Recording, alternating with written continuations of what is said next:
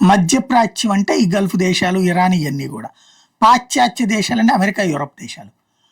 ఈ పాశ్చాత్య దేశాలని మధ్యప్రాచ్య దేశాలుగా మార్చేటటువంటి దానికి ఒక్క ఫోటో ఉపయోగపడింది.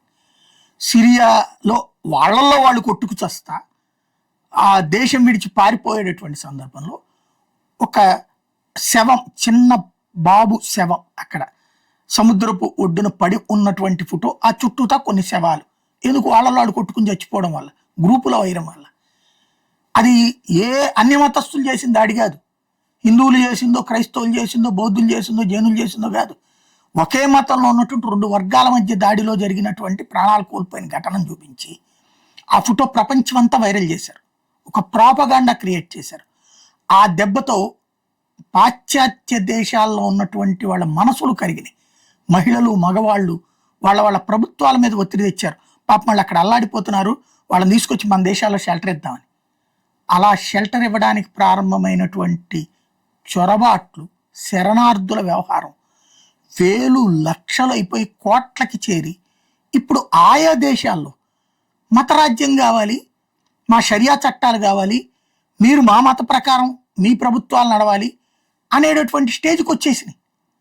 అయినా కూడా బుద్ధి రాలేదు. సరే, వాళ్ళ కర్మ. త్వరలో బ్రిటన్ ఇస్లామిక్ రాజ్యం అవుతుంది, తర్వాత ఫ్రాన్స్ అవుతుంది, 1 by 1 అయిపోతాయి అక్కడ. అదేది రక్తపాత రహిత విప్లవం లాగా చేసేస్తున్నారు వాళ్ళు స్ట్రాటజీగా. ఇప్పుడు చూడండి, మరొక ఫోటో ఇవాళ ఇరాన్ ప్రొజెక్ట్ చేసింది.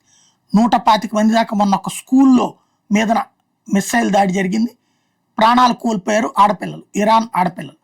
అందరినీ ఒకే చోట సామూహిక ఖండం చేశారు. ఆ గుంటలు తీసిన ఫోటోని వాళ్ళ మంత్రి ప్రొజెక్ట్ చేశాడు. అంటే ప్రపంచంలో ఉన్న ముస్లిం సమాజాన్ని మొత్తాన్ని రెచ్చగొట్టడం, అయ్యయ్యో చూడండి అన్నటువంటిది.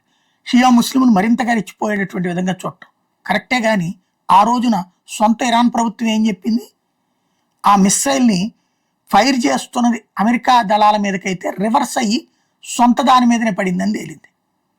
అమెరికా దాడి చేయలేదు స్కూల్ మీద, ఇజ్రాయెల్ దాడి చేయలేదు స్కూల్ మీద. కానీ అమెరికా ఇజ్రాయెల్ని ఇలాగా, అంటే సైన్యాన్ని చంపితే కనుక అది యుద్ధంలో పార్ట్ అంటారు. అదే అమాయకులు స్కూల్ పిల్లల్ని చంపారంటే సింపతి వస్తుంది. ఫోటోతో ఆ గేమ్ నడుపుతున్నది ఇప్పుడు ఇరాన్.